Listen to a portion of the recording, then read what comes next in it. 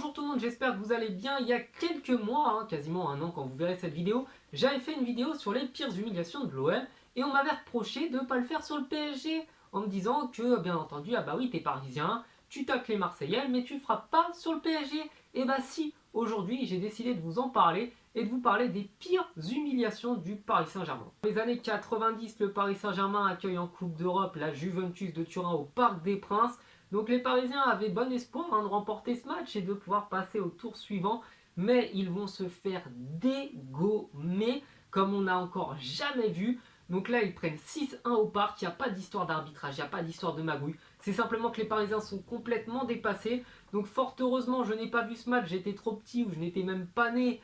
Donc je n'ai pas eu à subir ça, mais je pense que pour les supporters parisiens et pour les joueurs, cette époque a dû être particulièrement corsée. Défaite cette fois-ci lors de la saison 2018-2019, le Paris Saint-Germain va affronter Lille qui est deuxième, le PSG qui est premier, Paris qui a 9 joueurs blessés quand même dans son effectif, donc c'est quand même pas rien, qui vient prendre un but contre son camp de Meunier, Mbappé va égaliser et pense ensuite donner l'avantage au Paris Saint-Germain, mais c'est sans compter sur Areola qui est mauvais et toute la défense qui passe au travers, Kimpembe notamment. Donc les Parisiens vont se manger 5-1 dans la tête. Les Lillois vont fêter ça comme s'ils avaient remporté la Coupe du Monde alors qu'ils ont remporté un match face à une équipe de retraités et de mecs blessés. Donc cette défaite m'a fait super mal au cœur et je crois que c'est à ce moment-là que j'ai décidé, en 2018-2019, d'arrêter de regarder les matchs du PSG. Donc je n'ai plus regardé quasiment aucun match après celui-ci. 2008 en Coupe de France, le Paris Saint-Germain se déplace à Rodez, un petit club de national. Et les Parisiens, qui sont pourtant des habitués aux matchs de coupe, des habitués et qui remportent généralement tous leurs matchs face aux équipes des divisions inférieures, va se manger 3-1 dans la tête. Et là, je me rappelle que ce jour-là, j'avais quand même pas mal craqué, donc je n'avais pas YouTube à ce moment-là, je ne connaissais même pas la plateforme puisque j'étais trop jeune. Mais je me rappelle parfaitement que mes parents m'avaient dit de me calmer et ils m'avaient menacé de me couper la télé pendant à peu près 2 semaines. Donc une défaite qui m'a fait très mal au cœur, qui m'a vraiment énervé ce jour-là.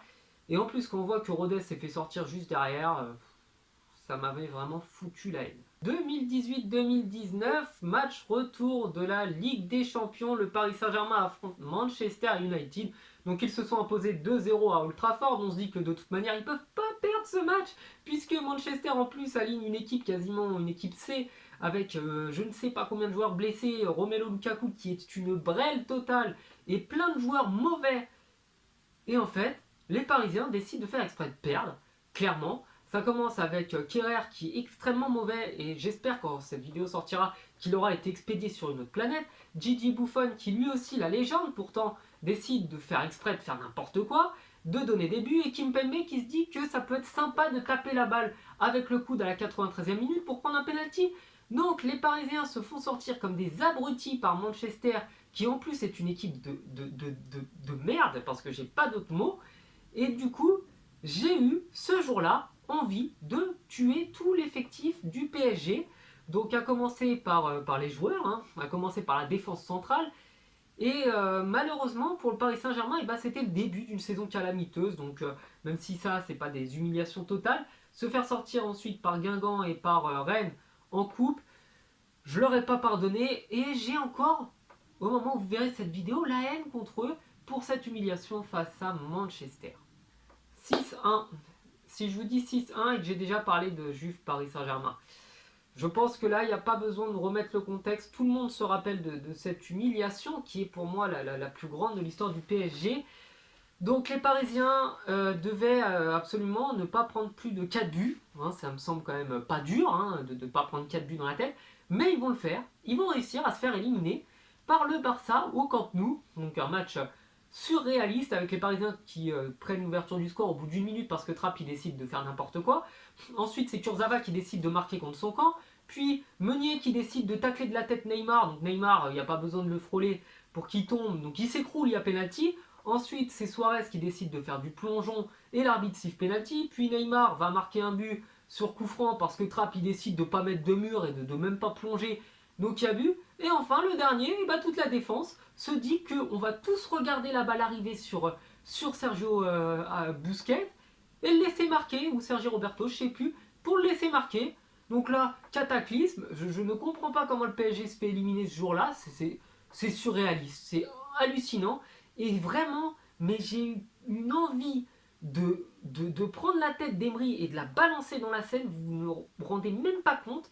Donc il a fallu arrêter de me parler de football pendant à peu près 4 à 5 mois, le temps que je me remette de ce match-là, parce que j'étais passablement énervé. Et enfin, le dernier match, pour moi la plus grosse humiliation de l'histoire du PSG, c'est quand l'OM a décidé d'envoyer son équipe réserve, hein, c'est moins de 16 ou moins de 18, je sais plus, enfin bref, l'équipe de CFA2 jouer au Parc des Princes parce que soi-disant le parc était dangereux.